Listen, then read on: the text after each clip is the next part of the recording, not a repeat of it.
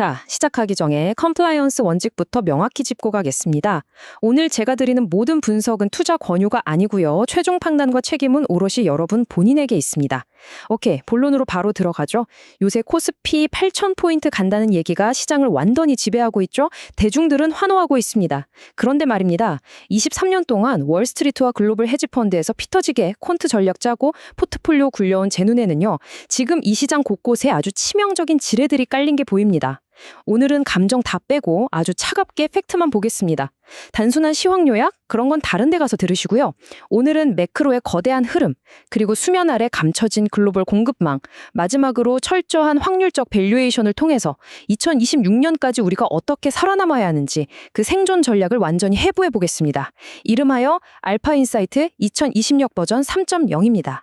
뻔한 시장 전망은 집어치우고 바로 뼈 때리는 질문 하나 던지면서 시작하겠습니다. 조만간 한국 시장에 개별 종목 2배 레버리지 ETF가 쏟아져 나옵니다.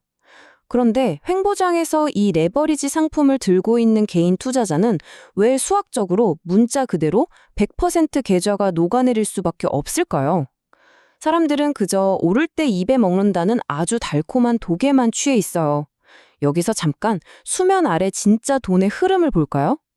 거대 자본들, 즉 스마트머니는 이 파생 상품의 맹점을 이용해서 개인들의 멘탈이 털리는 변동성을 철저하게 역이용할 준비를 이미 다 마쳤습니다.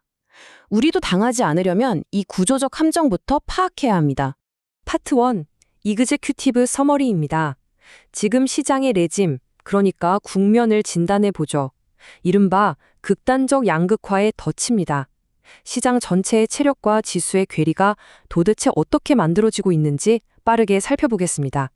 코스피 8,000 간다는 랠리, 그거 사실 시장 전체의 체력이 좋아진 게 절대 아닙니다.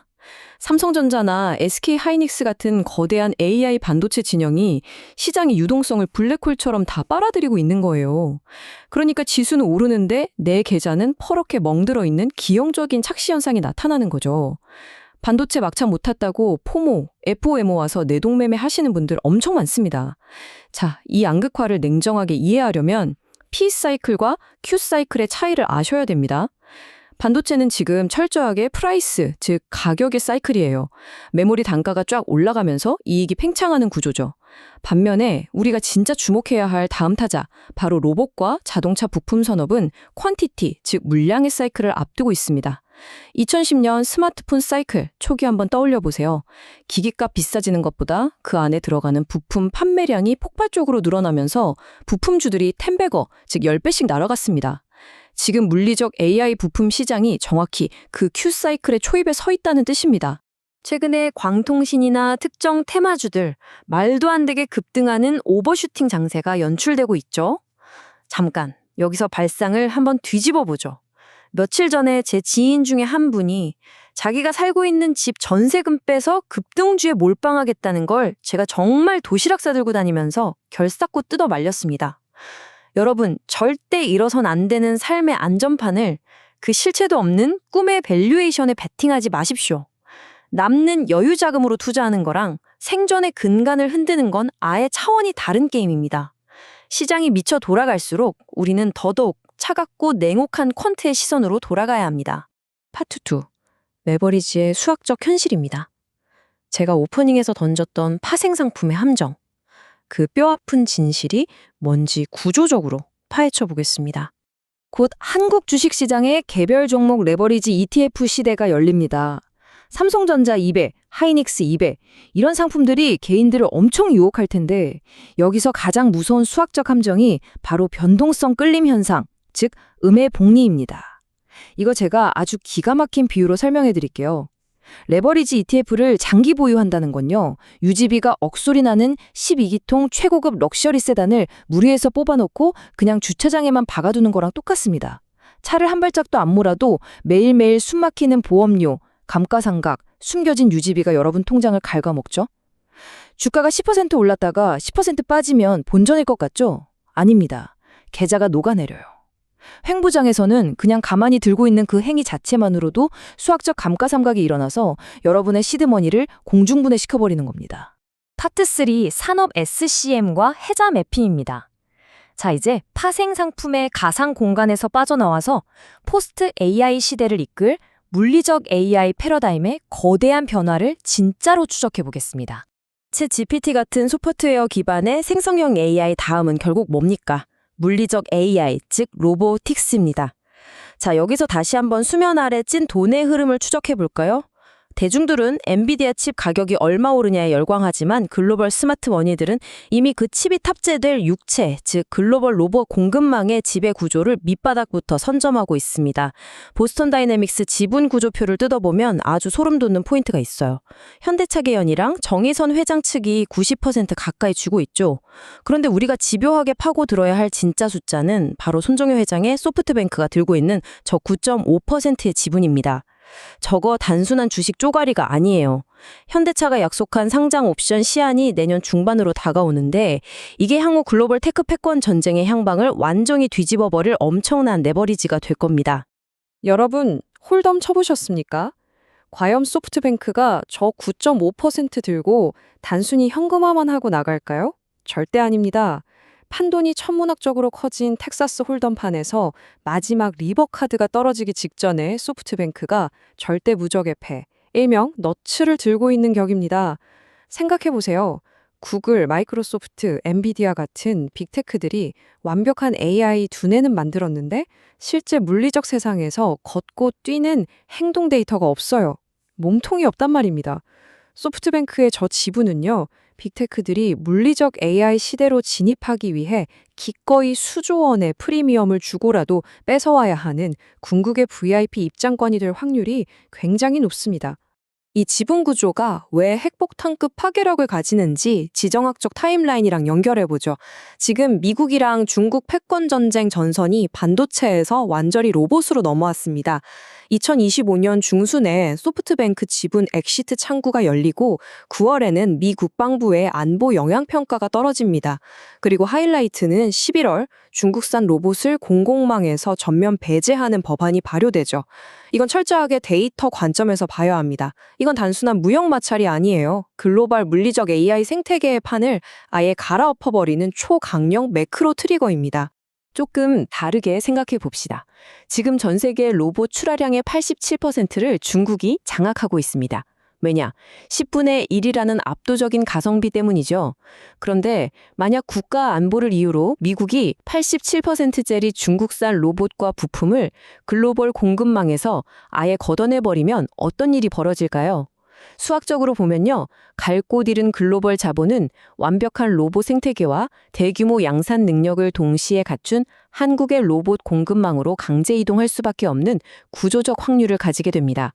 이게 바로 대중들이 PDR에 열광할 때 우리가 현대차 그룹의 로봇 밸류체인을 수면 아래에서 조용히 매집해야 하는 진짜 이유입니다.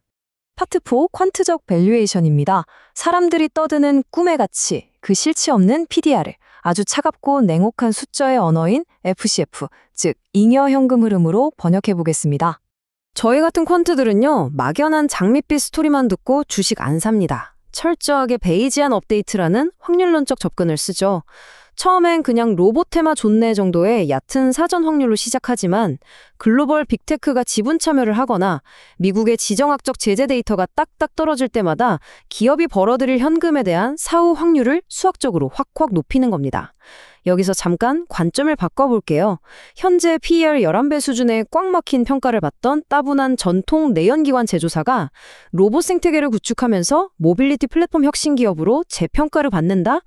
테슬라처럼 PER 30배 이상의 멀티플을 받는 순간 여러분이 보고 계신 지금 이 주가는 역사적인 대바닥이 될 수 있는 아주 강력한 논리적 근거가 성립하는 겁니다. 하지만 세상에 공짜는 없죠. 그 재평가 과정에 스무스하게 갈 리가 있겠습니까? 위아래로 엄청나게 흔들 겁니다. 이 변동성에서 살아남기 위한 냉혈한의 트레이딩 룰 4가지를 딱 정해드립니다. 첫째, 남들이 이미 터져버린 P사이클에 열광할 때 우리는 아무도 안 보는 Q사이클 초입에 깃발 꽂습니다. 둘째, 주가 빠진다고 함부로 물타기 하지 마세요. 반드시 20일 이동평균선에서 의미 있는 반등 데이터가 확인될 때만 들어가는 겁니다. 셋째, 내 진입 타점 대비 최대 손실폭은 기계적으로 5%에서 6%로 틀어 막으십시오. 넷째, 손실은 피도 눈물도 없이 짧게 끊고 수익은 새로운 호재가 나올 때마다 메이지한 확률을 업데이트하면서 끝까지 발라먹는 겁니다. 자, 이제 스스로에게 한번 물어보십시오. 이미 시세 다 분출해서 PER 30배, 40배 넘나드는 섹터에 그 마지막 불꽃, 터미널 피크를 쫓아가서 불나방처럼 타 죽으시겠습니까? 아니면 밑으로 빠질 리스크는 확실히 제한되어 있으면서 위로 터질 업사이드 포텐셜은 활짝 열려 있는 곳에 철저한 확률론적 방어벽을 치시겠습니까? 제가 20년 넘게 본 기관 투자자들과 프랍 트레이더들은 언제나 예외 없이 후자를 선택합니다. 마지막 파트 5입니다. 확률론적 시나리오와 구체적인 액션 플랜을 도출해보죠. 다가오는 2026년을 대비해서 우리 피 같은 자산을 어떻게 배분해야 할지 바로 확인하겠습니다. 지금 보시는 게 가장 확률이 높은 베이스 시나리오에 맞춘 전술적 자산 배분 비중입니다. 포트폴리오의 50%는 여전히 숫자로 실적을 증명해내는 최상단 탑티어 AI 반도체에 두면서 시장 랠리를 방어합니다. 30%는 방금 우리가 미친 듯이 분석한 포스트 AI, 즉 로봇과 자동차 밸류체인에 선제적으로 투입해서 멀티플 재평가를 낚아채는 겁니다. 잠깐만요. 여기서 질문 하나 던지죠. 남은 20%는 뭡니까? 현금입니다. 이거 헷갈리시면 안 되는데 여기서 현금은 내가 종목을 못 골라서 투자할 데가 없어서 그냥 멍하니 들고 있는 잉여 자산이 절대 아닙니다. 시장이 미친 듯이 출렁일 때 레버리지 안 쓰고도 폭락장을 여유롭게 쓸어 담을 수 있게 해주는 가장 강력하고 날카로운 퀀트적 공격 무기입니다. 시청자 여러분, 제발 이것 하나만 기억해 주십시오. 제가 23년 동안 이 피 튀기는 시장에서 살아남으면서 제 뼈에 새긴 문장입니다. 시장은 신의 영역인 예측의 대상이 아닙니다. 오직 차가운 데이터에 기반한 철저한 확률적 대응의 무대일 뿐입니다. 근거 없는 맹목적인 믿음, 감정적인 공포 싹 다 버리십시오. 철저히 내가 감당할 리스크보다 먹을 수익이 큰 곳, 그 유리한 자리에만 베팅하시기 바랍니다. 다음 해설 시간엔 좀 재미있는 걸 해볼 겁니다. 여러분이 남겨주신 댓글을 전부 텍스트 데이터로 긁어서 정량 분석한 다음 현재 시장의 리얼한 센티멘트를 해부해 보겠습니다. 오늘 다뤘던 레버리지 ETF의 끔찍한 수학적 함정, 소프트뱅크의 지분 엑시트를 둘러싼 고도의 포커 게임, 그리고 지정학적 로봇 제재 이슈까지.